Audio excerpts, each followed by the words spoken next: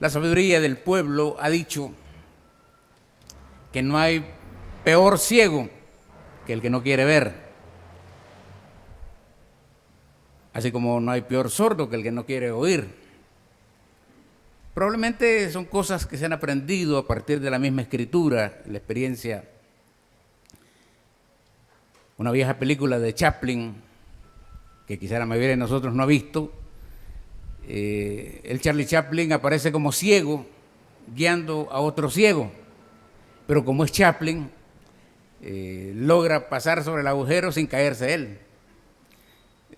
Lo que el Evangelio dice es que si un guía ciego guía a otros ciegos, los dos caerán en el mismo pozo. Bien, quería ubicarlos en este texto bíblico, San Lucas 6, 17. Y descendió con ellos y se detuvo en un lugar llano en compañía de sus discípulos y de una gran multitud de gente de toda Judea, de Jerusalén y de la costa de Tiro y de Sidón, que habían venido para oírle y para ser sanados de sus enfermedades. Y los que habían sido atormentados de espíritus inmundos eran sanados, y toda la gente procuraba tocarle, porque poder salía de él y sanaba a todos. Esa parte prácticamente es la introducción a todo el texto que termina al final con el versículo 49. Y es la versión recortada del Sermón de la Montaña en el Evangelio de San Mateo. Por eso algunos listos le han llamado a esta sección de Lucas, que es bien corta, el Sermón del Llano, porque ahí dice que estaban en el llano y describe todo un panorama que uno puede imaginar muy bien de Jesús predicando, sanando y gente viniendo de todas partes. Entonces a ellos les habría hablado todo lo que a continuación viene. Se lo cito porque a veces hay que ubicarse en el texto también de los temas que ahí se recogen. Desde el versículo que leí hasta el 38 es parte del Sermón de la Montaña, en la versión de Lucas. En una parte se dirige a los discípulos, instruyéndolos, a partir del versículo 20, con las bienaventuranzas, pero no son todas, apenas 4 quizás. Curiosamente, después de esas bienaventuranzas hay 4 ayes o lamentaciones, o algunos dicen que hasta maldiciones, versículo 20 a 26. Eso va dirigido probablemente a ricos. Lo primero a los discípulos, lo segundo a ricos, que son verdaderos lamentos. ¡Ay de vosotros ricos! Fuerte. Y luego en la siguiente parte se dirige a la multitud inmensa de pobres y enfermos que han venido de todos lados.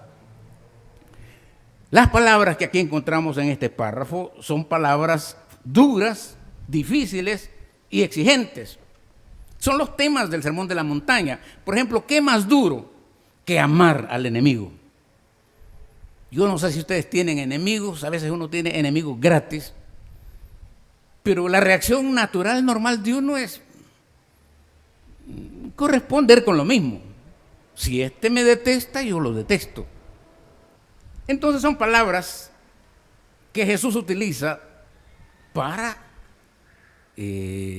dar instrucciones de cómo ser cristiano, cómo ser discípulo, cómo responder con amor frente al odio.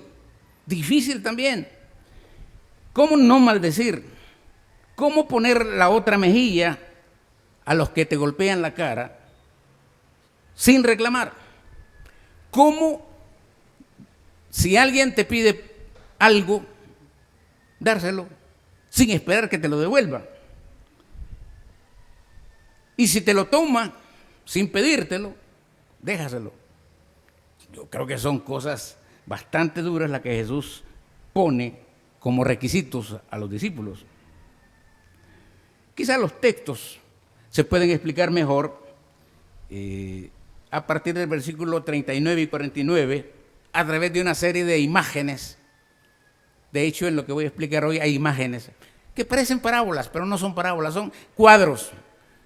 Antes en la tecnología de audiovisuales de antes eran como las filminas, ¿verdad? O los slides que llamaban, y uno puede ver cuadros y cuadros. Así más o menos aparece aquí. Se las menciono, por ejemplo, primero aparece la figura de una persona ciega guiando a otro ciego. Eso hasta risa da. Sin embargo, Job dice, cuando le reclama a Dios, ¿acaso no fui yo ojos para el ciego? En segundo lugar, aparece otra imagen, que es la de una persona que no parece darse cuenta que tiene una tremenda viga en el ojo, pero sí le permite ver la basurita que el prójimo tiene en su propio ojo. Un poco Jesús usa como imágenes hiperbólicas, es decir, para llamar la atención, exageraciones para que la gente se fije. Luego hay otra figura de un par de árboles, uno que da buenos frutos y otro que da malos frutos, uno que sirve, otro que no sirve. Habla también del hombre bueno y el hombre malo. También menciona un par de casas, una casa fuerte, bien construida, y otra mal construida y que viene lista para el desastre. Estos son temas también que aparecen en el Sermón del Monte.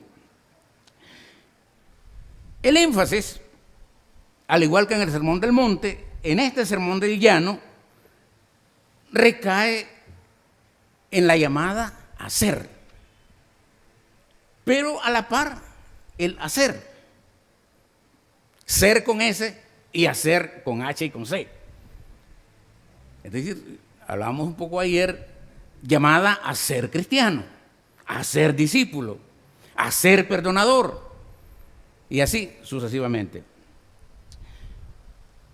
En el texto que vamos a reducirnos hoy a tratar, es final de lo anterior y principio de lo que sigue.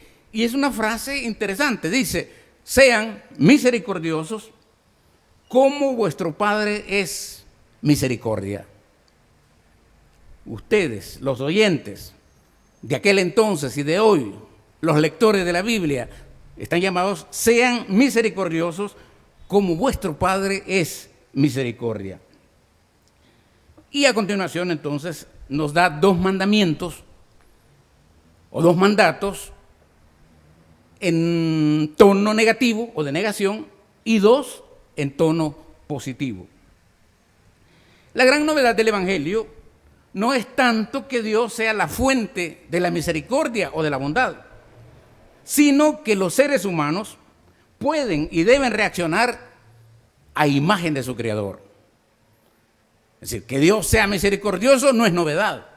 La novedad es que los hijos de Dios, los seres humanos en general, están llamados a ser imitación del Padre Celestial. Sean misericordiosos. Nosotros hoy, por la venida de Cristo, sabemos que la fuente de la misericordia, que es Dios, está accesible para todas las personas.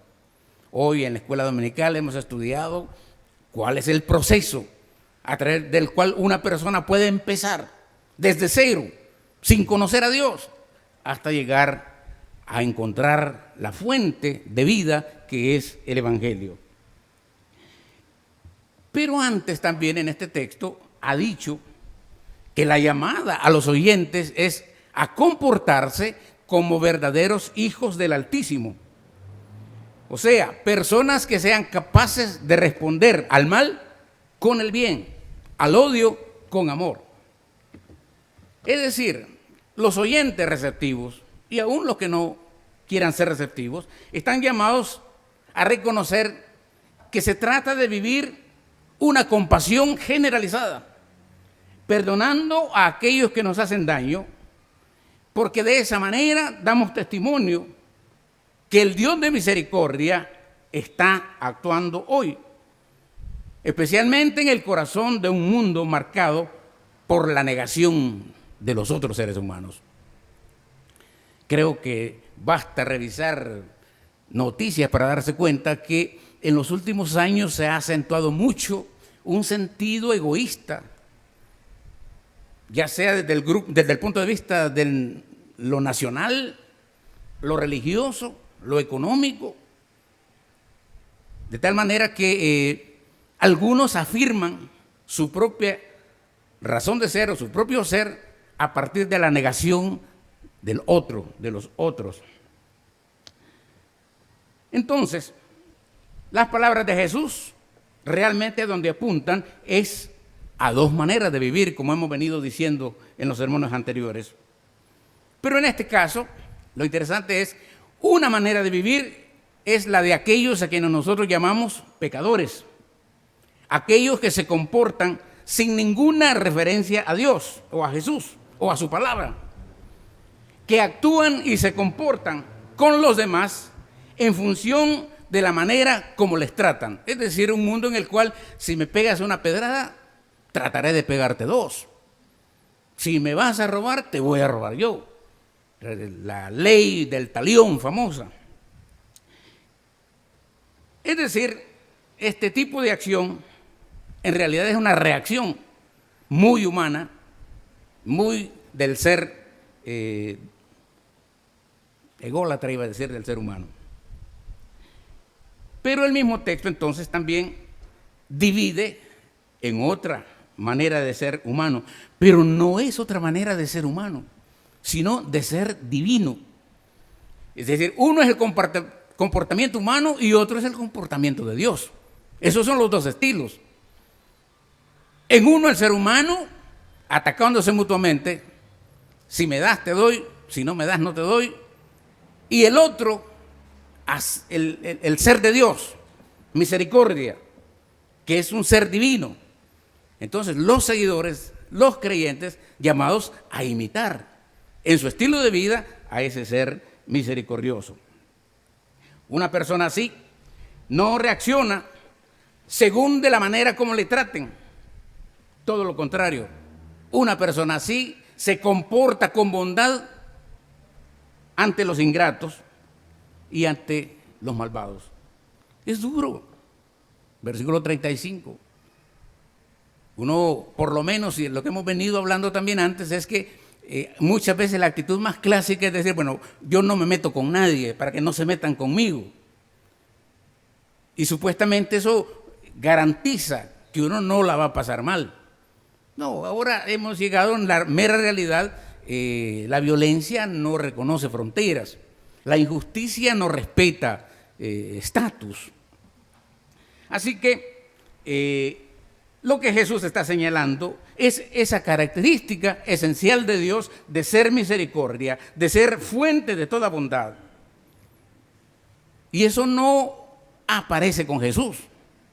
Siglos antes, ya con el profeta Isaías, encontramos que Dios es un personaje siempre dispuesto a perdonar, porque sus pensamientos no son los pensamientos humanos, porque sus caminos no son los caminos humanos. El profeta Oseas agrega, dando su experiencia como si Dios le hubiera hablado a él, y le dice: yo nunca daré curso al ardor de mi cólera, porque yo soy Dios y no hombre. O sea, en una palabra, Dios es misericordia, Dios es todo misericordioso, y Él no nos trata a los seres humanos según nuestras faltas, lo aseguran los salmos incansablemente, por ejemplo el 103. Así que cuando Jesús, en el capítulo 6, 27, dice, amad a vuestros enemigos, lo que Jesús está planteando es la conversión de los seres humanos, porque Él quiere realizar en nosotros toda una transformación, no un cambio superficial. De hecho, lo que Jesús con su enseñanza plantea es el cambio de sistema de relaciones humanas, y esa es la novedad del Evangelio. Él asegura que la misericordia y la gracia de Dios, si pudiera compararse, se podría comparar al amor de un padre o de una madre que atienden con ternura a sus hijos, aunque sean malos hijos, aunque no sean un dechado de virtudes.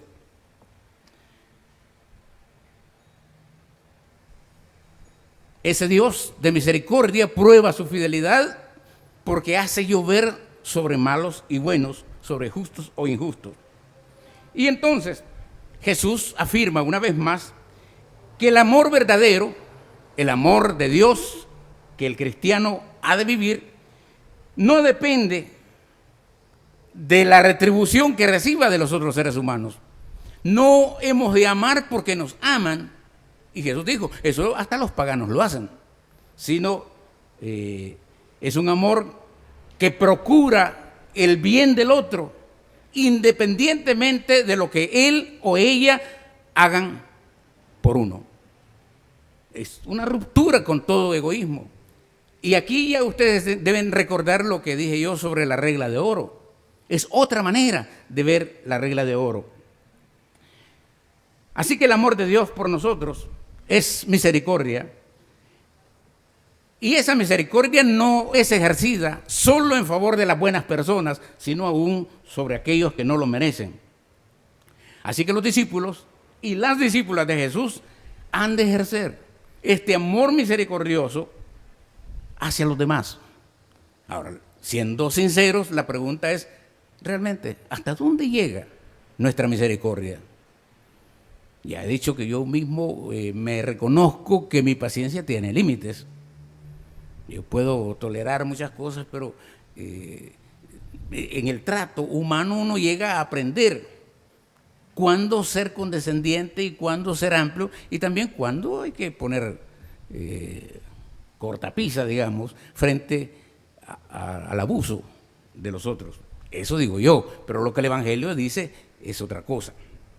Entonces, la segunda parte de este texto, eso solo hablando del Dios misericordioso. En la segunda parte, versículos 37 y 38, vienen los mandamientos, 2 negativos y 2 positivos. Los 2 negativos son, no juzguéis, para que no seáis juzgados. No condenéis, para que no seáis condenados. Los 2 positivos, perdonad, y seréis perdonados. Dad, y se os dará. Miren qué cosa. Nos pide 2 cosas negativas y 2 cosas positivas. Otra vez es la regla de oro la que está aquí en el trasfondo. Si no deseas ser juzgado, no juzgues. Si no deseas ser condenado, no condenes. 2 mandamientos positivos, perdonen. Siempre, perdonen. Y el otro, den. No se queden esperando hasta que el otro tome la iniciativa. Tomen la iniciativa ustedes de perdonar y de dar. Y alguien ha dicho, el día que los seguidores de Cristo experimenten eso, verán un mundo diferente. Lucas dice, literalmente el texto diría, se le podría leer así, dejen de juzgar. Como que se reconociera que es imposible que los seres humanos no ejerzan ese acto de juzgar, de hacer crítica, de ser crítico. Y lo hemos dicho en otras ocasiones, si no es malo ser crítico, ¿verdad? El asunto es que el que hace crítica debe estar también listo a recibir críticas. Y en ese sentido puede ayudarse mutuamente la relación humana. Lucas dice, dejen de condenar, dejen de juzgar. Porque juzgar tiene que ver con evaluar y, en cierto modo, también con formar opiniones, sean positivas o negativas, de algo o de alguien. El condenar es más negativo y tiene que ver con, de una vez, pronunciar como culpable al otro. Es decir, nos volvemos jueces y de una vez sentenciadores, es decir, declaramos culpable al otro. Ya hemos descubierto en nuestras predicaciones que estas enseñanzas de Jesús apuntan entonces al ser y al qué hacer. Dijimos ayer, creo yo, que no hay separación en realidad. En un cristiano no hay separación entre lo que es y lo que hace.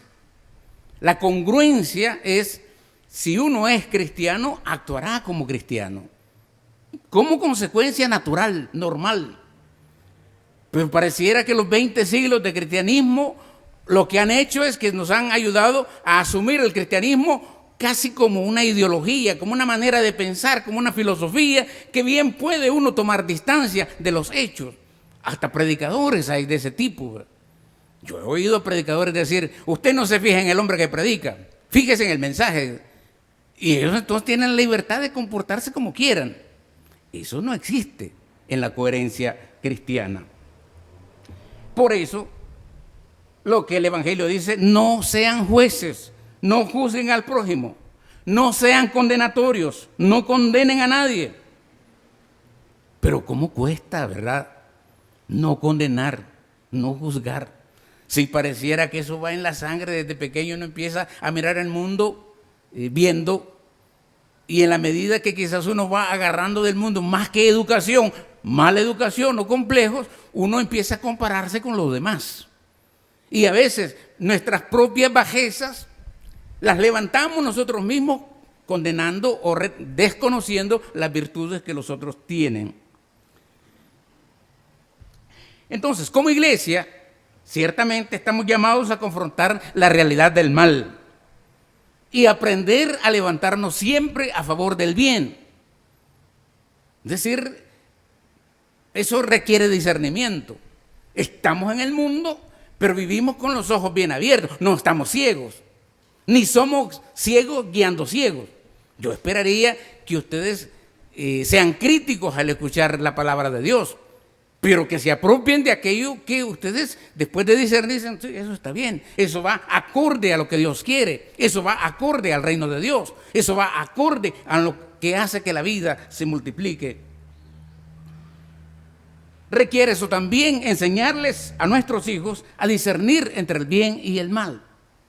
Yo no sé si en los cambios de familia que hay ahora nos tomamos el tiempo para que los muchachos, los niños aprendan a discernir, a saber distinguir entre lo que es bueno y lo que es malo. A veces los padres lo que hacemos, dejamos que la escuela se encargue de eso, y la escuela no lo va a hacer.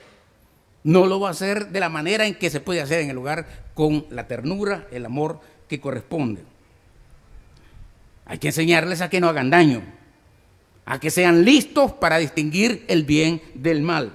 Y en ese sentido sí hay que juzgar, hay que ejercer el juicio. Porque vivir de manera fiel a Cristo no está reñido con saber discernir.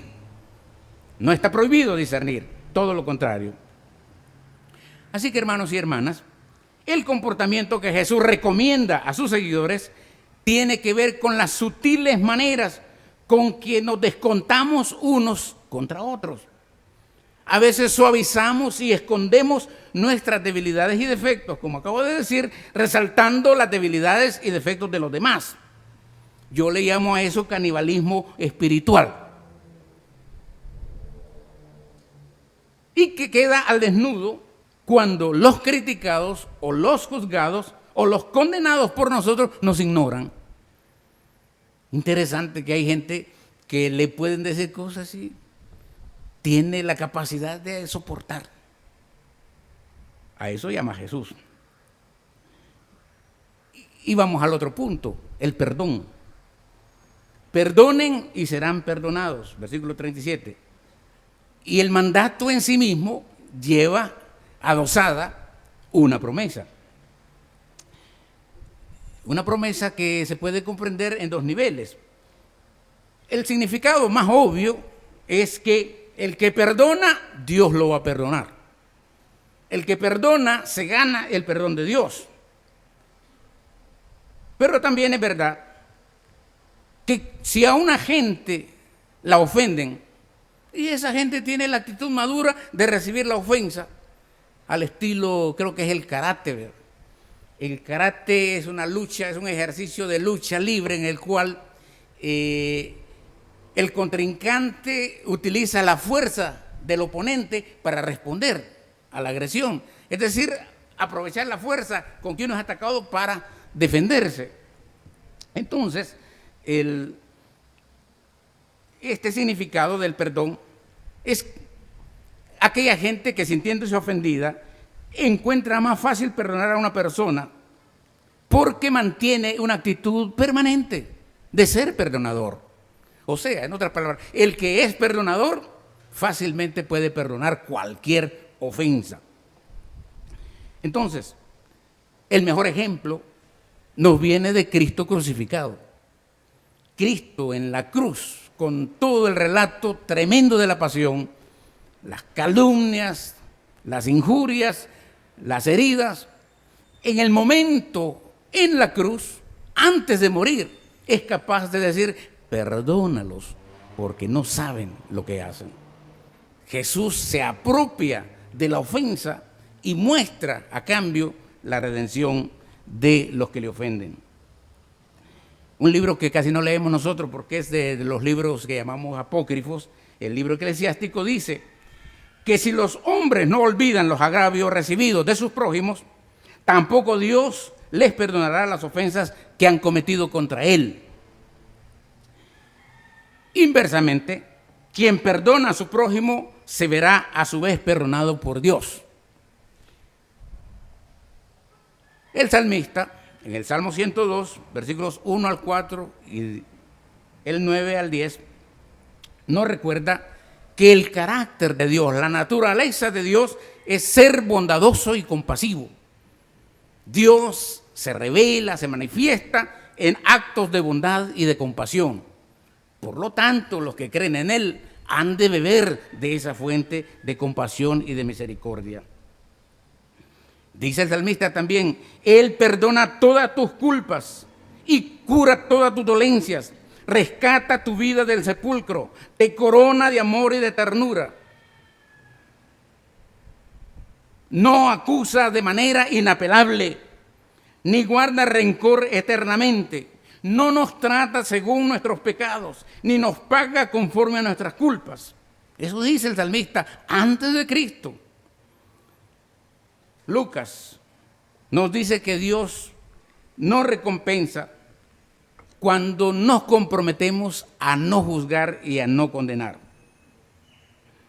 Y apareció una frase un poco rara de este contexto. Y dice: ¿cómo es que Dios te va a dar? Dice: medida buena, apretada, remecida y rebosando. ¿Qué quiere decir eso? Es decir, que la recompensa de Dios no tiene límites, no tiene medida. Es decir, la respuesta es pero más de lo que uno mismo puede tomar, recoger o almacenar. Esa es la medida buena, apretada, remecida y rebosando.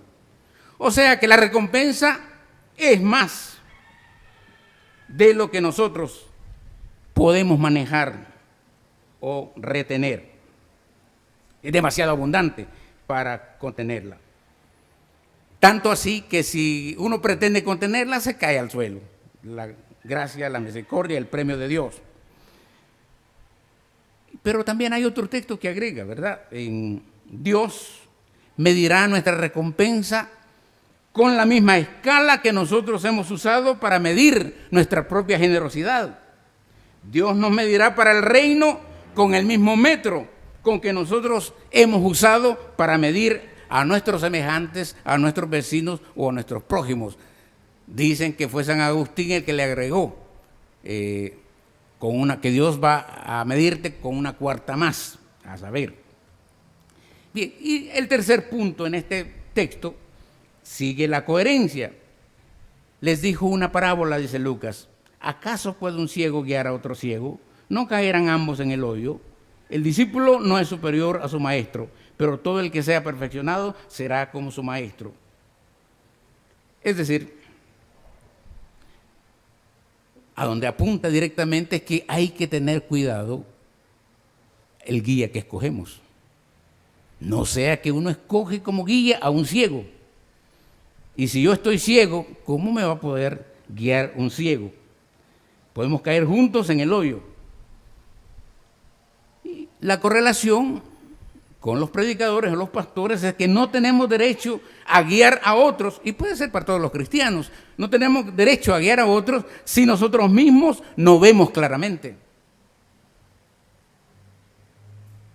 Y es importante esta afirmación en una época, en un tiempo en que todos los días brotan gurúes que claman tener sabiduría especial. Maestros, profetas, apóstoles surgen en nombre de la religión cristiana todos los días y asumen que tienen su propio esquema, su propia doctrina, su propio culto, su propio plan. Pero su plan resulta ser un plan egoísta, un culto a su propia persona. Algunos son depredadores económicos o depredadores sexuales. Como en internet circulan verdades y mentiras, no sé qué tan verdad sea de una iglesia pentecostal en África, no recuerdo si era en Nigeria, donde un pastor elegantemente le pide a las hermanas que no lleven ropa interior, porque la ropa interior está contaminada, dice él. Entonces las hermanas tienen que ir con una especie de gabán y sin nada dentro. El tipo parece más loco que otra cosa y hay la sospecha de que está manoseando a algunas niñas o adolescentes.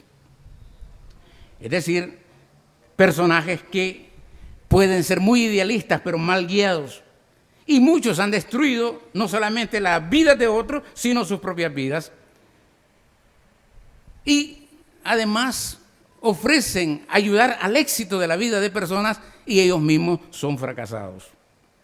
Así que la llamada aquí es, al escoger como guía espiritual, uno tiene que saber a quién escoge como persona, a quién le confía. Vale la pena ser cauteloso en esto. Jesús no pretende que vivamos a ciegas, aceptando todo lo que vemos y todo lo que oímos. Yo me sentiría honrado que todos ustedes fueran críticos de los sermones, que pudieran decir, esto no me lo trago tan fácil, aquí no entiendo, o esto lo siento que está tergiversado. Nunca me lo han dicho. Trato de ser responsable también con la palabra. Pero de lo que se trata entonces es de hablar de la tensión que vive el discípulo, una tensión que no logra quitarse de encima todo aquel que es seguidor de Jesús. ¿Puede un guía ciego guiar a otros ciegos? ¿No caerán ambos en el hoyo? En el Evangelio son preguntas retóricas, pero si uno las plantea, encuentra que una tiene respuesta negativa y la otra afirmativa. Se pregunta, ¿puede un ciego guiar a otro ciego? No. Y lo que sigue de la pregunta, ¿no caerán los dos en el hoyo? Sí. Lógico lo que Jesús está diciendo aquí. Mateo, cuando habló de este texto, se lo aplicó a los maestros de la ley, a los líderes espirituales de la nación, a los responsables de explicar la palabra de Dios en el templo todos los días. Les dijo, ustedes son ciegos, guías de ciegos. ¿Qué pobreza espiritual habría en la época de Jesús que del templo, los sacerdotes y los escribas, de donde se esperaba la orientación y la iluminación de la voluntad de Dios, aquello estaba corrompido? Era oscuridad total, ceguera total. En la discusión aquella, ¿se acuerdan el Evangelio de Juan, por ejemplo? A mí me fascina creo que predicamos sobre eso, unos 3 sermones sobre la curación del ciego en el Evangelio de Juan. El hombre tiene los ojos lindos, nació ciego y ahora mira pero bien. Pero a la gente no le cabe en la cabeza que el hombre tenga la vista. ¿Por qué? Porque para ellos un ciego era un maldito de Dios. Y un maldecido de Dios, como era Jesús, no podía curar. No podía hacer milagros de Dios. Entonces, esa controversia, todo termina cuando Jesús les dice por fin, o el reclamo, el diálogo entre Jesús y los fariseos, les dice, ¿acaso estás diciendo que nosotros somos ciegos? Y Jesús les dice, pues precisamente porque ustedes dicen que ven, es que están ciegos. Entonces uno puede, a la luz de esto, pretender que mira bien, y sin embargo su visión es tinieblas. Por eso en Mateo 23, 13, 22, Jesús los condena diciendo, ay de ustedes ciegos, guías de ciegos. Y entonces habla de todos los que pretendemos ser luz y sin embargo somos tinieblas. En vez de llevar a nuestros hermanos por el buen camino, los llevamos al mero despeñadero. De esa manera, lo que somos es constituirnos en ciegos, guiando a otros ciegos por caminos peligrosos. Y esto porque no somos capaces de ver cuál es el verdadero camino que conduce a la santidad y al reino de Dios. Una cosa que también encuentro aquí tiene que ver en esto de los ciegos, porque Jesús conecta, la conexión que hace es con los maestros. En algún momento dijo, no busquen que lo llamen maestros, porque maestro solo hay uno. Y se refería a él. La vida enseña que solo sabe mandar, como es debido, quien ha aprendido a obedecer primero. Ahora, en la vida concreta, ¿a quién no le gusta mandar? Pareciera que a nadie le gusta ser sometido, para ponerlo en esos términos. Todos quisiéramos un puesto en el cual podamos ejercer el mandato. Tráiganme, llévenme, denme, ¿verdad? Es bonito eso. Pero nadie quiere estar en la otra posición de obedecer, de siervo, de esclavo. Curiosamente, Jesús también dijo, yo estoy entre ustedes como uno que sirve, como un esclavo de los demás abajo. Así que miren la dinámica que hay en este evangelio. Y esto, saber ser maestro, saber obedecer, solo se aprende en la escuela del evangelio.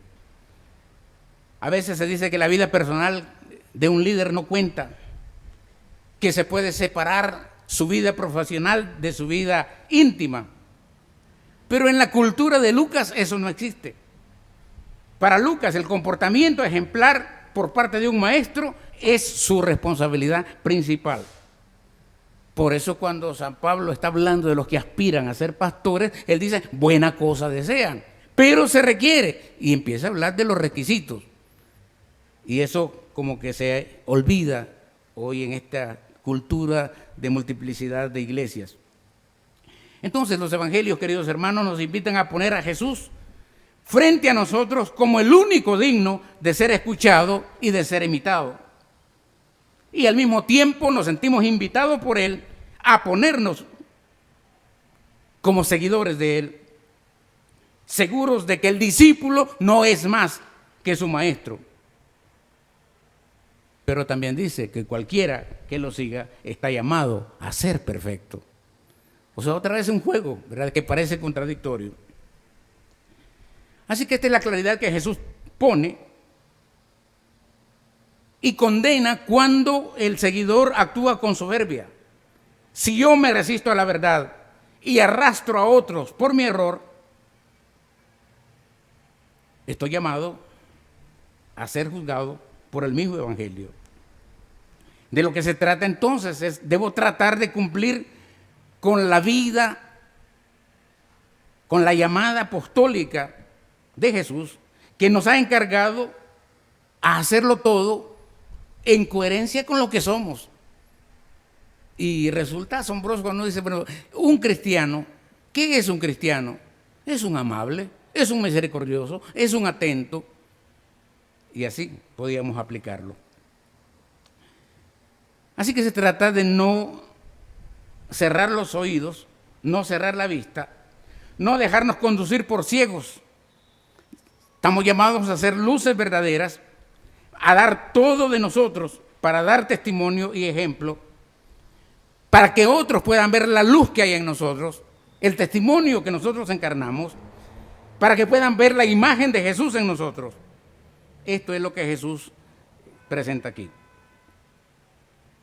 Para eso hay que tener presente que solo Jesús es nuestro maestro, que tenemos que aprender de Él, que tenemos la obligación de seguirlo a Él, acudir a Él como fuente de misericordia y de amor, acudir a Él como principio de nuestra fe, principio de todas las reglas y exigencias que Él nos pone, porque en el Evangelio están las normas para los seguidores de Cristo. Así que no hay lugar, queridos hermanos, para interpretaciones torcidas.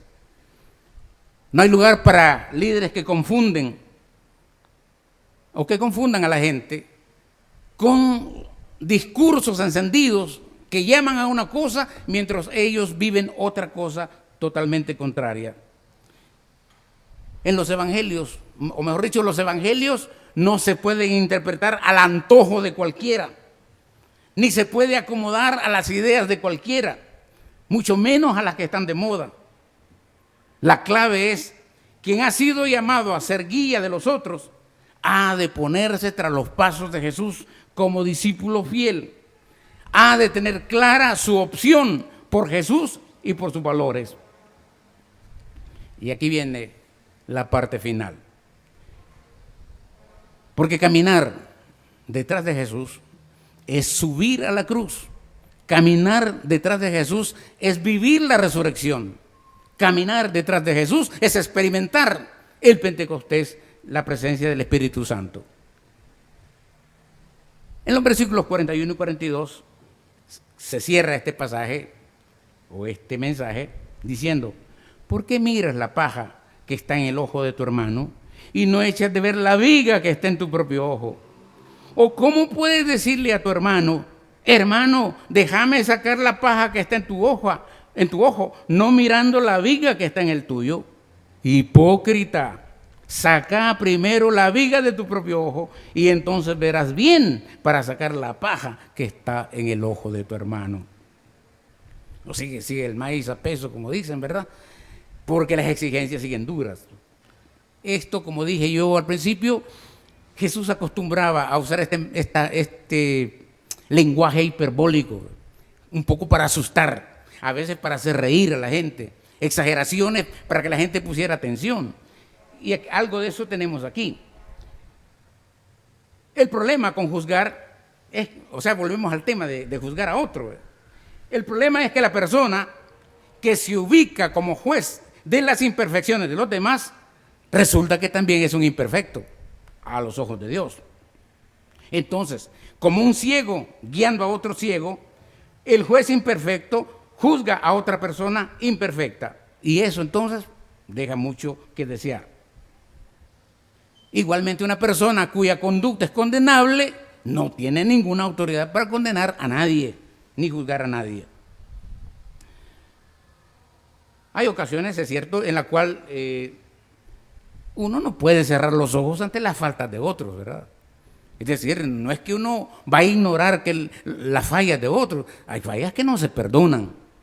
Es decir, en los términos de las relaciones humanas son imperdonables. Por ejemplo, el abuso de un niño, ¿verdad? Esas cosas no se perdonan, esas cosas merecen castigo. Pero en este caso, uno tiene que recordar, antes de emitir juicio, mirar la condición de uno. De hecho, si uno aceptara literalmente lo que está aquí, y me puse a pensar yo, aunque usted sea de ojos grandes y bonitos, ¿verdad? No le cabe una viga en ese ojo. No le cabe, ¿verdad? ¿Cómo va a ser eso? Ahí está la exageración de Jesús, ¿verdad? Mira la viga que tienes en tu ojo. Ahora, suponiendo que se puede meter una viga en el ojo, vamos a decir, ¿verdad? Cuando hablo de viga, yo solo me acuerdo había unos horcones antes de 20 por 20, ¿verdad? Que sostenían los techos. O allá en la tercera planta, la ingeniera diseñó allá unos, ¿cómo se llaman las vigas? Son, ¿verdad? De hierro, que sostienen el techo ahí arriba. ¿Cómo puede caber eso en un ojo? Y si le cupiera, ¿cómo estaría apto para mirar la basurita que otro tiene en su ojo? Entonces Jesús está jugando un poco con las figuras, con la gente. No se puede, es imposible. Entonces, ayer como hoy, todos nosotros sabemos lo terrible y molesto que es una basurita en el ojo. Pero el contraste entonces aquí es con encontrar una persona que se atreve a criticar destructivamente a otro sin mirar las conductas criticables que esa persona tiene. Así que Jesús termina en este texto censurando a los ciegos que guían o que pretenden guiar a otros ciegos y los califica de hipócritas. El término hipócrita también es interesante. Los hipócritas, en Mateo 22, 18, son aquellos que saben disimular intencionalmente.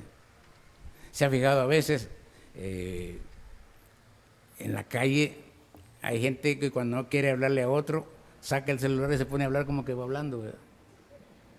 y están hablando, pero no están hablando con nadie, solo para no hablarle a la persona que viene, porque no quieren hablarle sencillamente y la conocen. Ese es un tipo de hipocresía en el término del lenguaje que usa Jesús aquí. Pero también en otros textos es la conducta exterior diferente a la actitud interior. Obviamente, ¿verdad? Una cosa es lo que soy y otra cosa es lo que yo practico, eso es un hipócrita. Los buenos hipócritas, y hasta se ganan premios, pueden ser los actores de cine, de teatro o de novelas. A veces yo decía, bueno, ¿y cómo es que dos artistas se pueden besar tan apasionadamente y son casados y tienen sus parejas y no entran en pelea? Bueno, así como nacen amores ahí, también nacen divorcios, porque de lo que parece ser solo una simple actuación hipócrita, van naciendo también otras cosas. Entonces, esa es la otra manera en que la Biblia hablaría de la hipocresía. Lo que Jesús censura finalmente es la falsedad más o menos consciente de aquellos que están escuchando. Una falsedad propia de personas soberbias, presumidas y egoístas, pretenciosas, pretendiendo ser emisarios de Dios, lo que menos hacen es presentar a Dios. Pretendiendo ser detentores de la palabra de Dios, lo que menos hacen es trasladar la buena nueva a su propio pueblo. Así que nos enfrentamos a nuestro propio egoísmo, donde podemos ver las faltas nuestras frente a las de nuestro prójimo, y a veces es más fácil ver las del prójimo que las propias nuestras. Toda persona apocada, acomplejada, disfruta de magnificar los defectos de los demás para saciar su propio vacío de valores o de inteligencias. Y todo, entonces, apunta a la necesidad de hacer un examen constante de conciencia para ver cómo va nuestro caminar con Jesús, nuestro seguimiento de Jesús. Tal vez así podríamos darnos cuenta del dolor que nosotros mismos provocamos a veces a quienes amamos, con comentarios que pueden ser hirientes, aunque parecen inocentes. Y darnos cuenta que de esa manera lo que hacemos es destruir la familia de Dios, destruir a veces a otra persona y no contribuimos, por supuesto, al reino de Dios. Fallamos al amor, fallamos a la misericordia, fallamos a todo el sermón del llano que Jesús nos pone en este pasaje. Así que de nuevo, se trata de ser cristianos, de ser nuevas personas, de ser nuevas criaturas, de ser comprometidos con Jesús, pero consecuencia de eso, comportarnos como tal, hacer obras de cristianos, comportarnos con justicia, comportarnos con equidad, y de esa manera el testimonio coherente se convierte en un testimonio que no necesita palabras, basta la presencia de una persona coherente y puede ser la mejor manera de evangelizar a los que nos conocen, porque el que no nos conoce ni siquiera sabe lo que hay en nuestro corazón. Que Dios nos ayude en este caminar, el sermón de la montaña y el sermón del llano, que apuntan a la ética de los cristianos.